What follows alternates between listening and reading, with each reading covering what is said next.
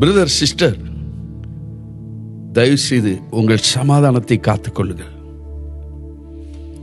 சமாதானத்தை நீங்கள் காத்துக்கொண்டு வாழ்வது உங்களுக்கு தீர்க்காயுசை கொடுக்கும். சமாதானத்தை காத்துக்கொண்டு வாழ்வது உங்களுக்கு சுக வாழ்வை கொடுக்கும். சுகத்துக்கும் சமாதானத்துக்கும் ரொம்ப சம்பந்தம் இருக்குது. எவ்வளவு சமாதானமா இருக்கீங்களோ அவ்வளவா உங்க ஹெல்த் ஆர்கன்ஸ் எல்லாம் நல்லா செயல்படும். அப்படியே டென்ஷன் ஆகி அப்படியே ஒரு எப்பவும் ஒரு தவிப்போட நீங்க இருப்பீங்கன்னா எல்லா ஆர்கன்ஸும் பாதிக்கப்படும். சமாதானத்தை காத்துக்கொள்ளுங்கள்.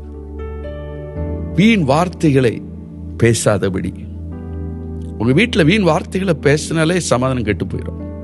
இந்த வார்த்தையை நம்ம பேசணுமா பேசக்கூடாதா யோசித்து நிதானித்து அதுக்கு பிறகு பேசுங்க. சமாதானத்தை காத்துக்கொள்ளும் அளவுக்கு உங்களுக்கு நீடிய பொறுமை அவசியம். நீங்க நீடிய பொறுமையா இருக்க இருக்க சமாதானம் அப்படியே அலறி செடியை போல அப்படியே வளர்ந்து கொண்டே இருக்கும். வளர்ச்சி உண்டாகும். தாழ்மை, மனத்தாழ்மை சமாதானத்தை கொடுக்கும். ப்ரௌடு இருக்கக்கூடாது, ஈகோ இருக்கக்கூடாது. ப்ரௌட் ஸ்பிரிட், ஈகோ ஸ்பிரிட் எங்க கிரியேட் செய்தோ அங்க சமாதானம் இருக்காது. தயவு செய்து மனத்தாழ்மையோடு இருங்க, சாந்தமா இருங்க. டென்ஷன், அற்ப விஷயத்தை பெருசாக்கி அதற்காக ஒரு பெரிய யுத்தமே செய்யாதுங்க. டேக் இட் ஈஸியா எடுத்துக்கிடுங்க. எந்த ஒரு காரியத்தையும் டேக் இட் ஈஸியா வாழ்க்கையில் எடுத்து அதை பற்றியே நீங்க திரும்ப திரும்ப பேசி கொண்டிராம அதை அப்படியே ஒரு தூசியை போல நீங்க உதறி போடும்போது சமாதானம் காக்கப்படும். சமாதானம் காக்கப்படுவது ரொம்ப அவசியம்.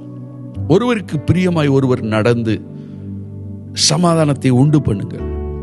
ஒருவருக்கு பிரியமில்லாத பேச்சுகளை பேசி ஒருவருக்கு பிரியமில்லாத காரியங்களை செய்து சமாதானத்தை கெடுக்க வேண்டாம். வீட்டில் கூட செல்போன் யூஸ் பண்ணும்போது மற்றவங்களுக்கு எரிச்சல் உண்டாகிற அளவுக்கு அதை நோண்டிக்கிட்டே இருக்காதுங்க, அதையே பார்த்துக்கிட்டு இருக்காதுங்க. சமாதானம் ரொம்ப முக்கியம். உங்க ஒவ்வொரு பிஹேவியரும் மற்றவங்களுக்கு சமாதானத்தை உண்டு பண்ணும் அளவுக்கு அந்த பிஹேவியர் எல்லாமே ஒரு மாற்றத்துக்குள்ளே, அந்த பிஹேவியர் எல்லாமே எல்லாரும் அக்செப்ட் பண்ற அளவுக்கு இருக்கணும். அதைத்தான் ஆண்டவரும் விரும்புகிறார், நீங்களும் விரும்புங்க. தேவன் தாமே சமாதானத்தை காத்துக் கொள்ளுகிற ஞானத்தை, விவேகத்தை, புத்தியை, பொறுமையை உங்களுக்குள்ளே கட்டளையிடுவாராக. ஆமேன், ஆமேன்.